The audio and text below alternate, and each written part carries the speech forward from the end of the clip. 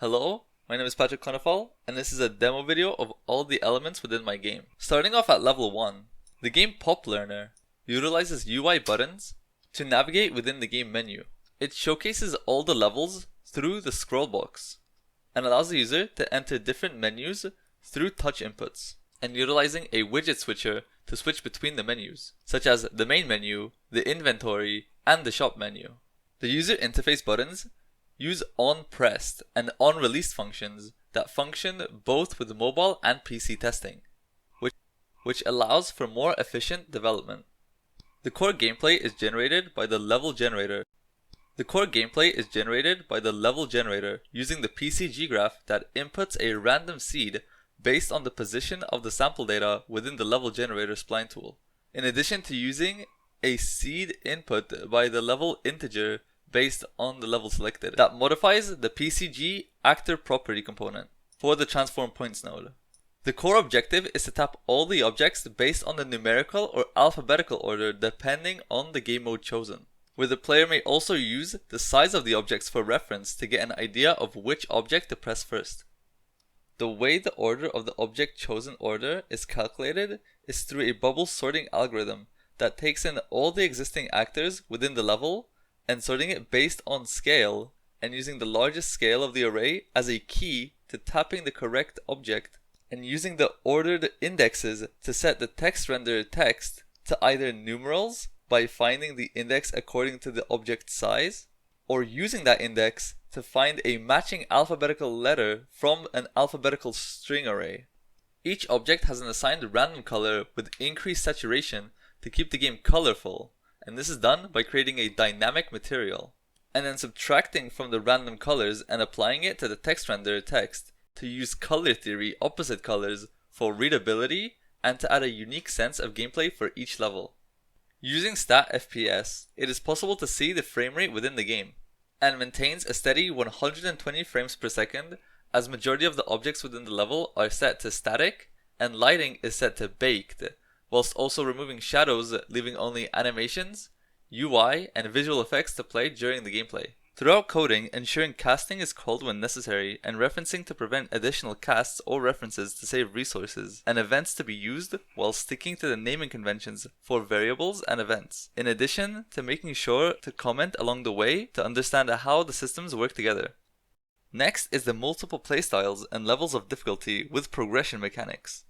Within the game, the player may choose to select either the numerical version or the alphabetical version, which is capped to the letter Z, being the 26th letter of the index, that allows the player to choose which mode they want to play. The reason for the index being at 26 instead of 25 is for the for loop to start at index 1 instead of 0, and using that within the numerical version so both loops start at 1 and generate level 1 or level A to keep clarity within the code. The difficulty increases with more letters or numbers generated on the screen, generating with smaller and smaller sizes, to keep players engaged and to use replayability and repetition to enforce and promote learning for the players that are interacting within the game. Next is the persistence of game data, which is used to store the numerical and alphabetical levels unlocked within the game. This uses a game instance that saves the game levels temporarily that are used for the scroll box generation and items purchased and equipped, and then saved locally by storing the game instance variables into a save game variable.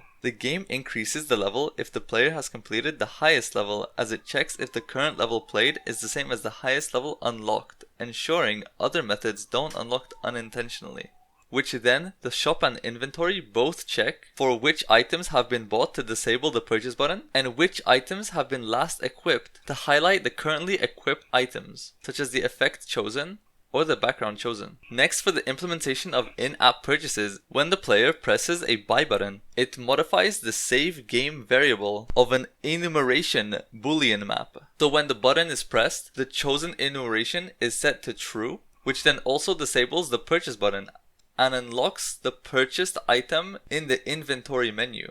And then when interacting with an inventory item, sets the save game variable's enumeration based on the enumeration that is set by the button. And then it goes through a for loop that checks if the element within the for loop is equal to the button pressed. And if it is, it changes the color to green, and for the other buttons, it changes them to red. This is then also called during the start of the game, so the player may see what items they have selected when last played, or when selected previously. The background blueprint and the object blueprint both check on which enumeration items are set to change the materials accordingly through a switch on enumeration. Visual effects use the Niagara system to indicate which object has been pressed, and plays the default effect when pressing normal objects and playing the winning effect when pressing the last one. This is also done for the sound effects, and they also use a random float in range to generate various different sounds when popping, and the same popping sound has been applied to the UI menu level buttons. The PCG graph also uses self-pruning to detect for overlapping to ensure no overlapping objects are within the level, and the pruning type is set from small to large to ensure the largest objects are kept to maximize on Fit's law, making the objects tappable. The spawn actor node is also set to no merging to make all blueprint spawn actors interactable and separate from the PCG graph, as without this, all the spawned objects would be treated as one object. For UI scalability, automated UI generation is based on the levels unlocked and uses a for loop for the amount of levels unlocked and for how many to assign as a child to the scroll box parent. To ensure the highest level is at top of the scroll box, an integer has been set based on the amount of levels unlocked and then reduces it on each iteration and assigning it to the button, which makes it simple and effective. It then reduces the opacity to create a goal gradient effect, and then use the index from the for loop to assign it to either an alphabetical or numerical value, similarly to the blueprint objects. Here you can see the inventory functionality working with the background and the object texture material, and working with the save game instance. This was the demo video for all the elements within the project. Thank you for watching.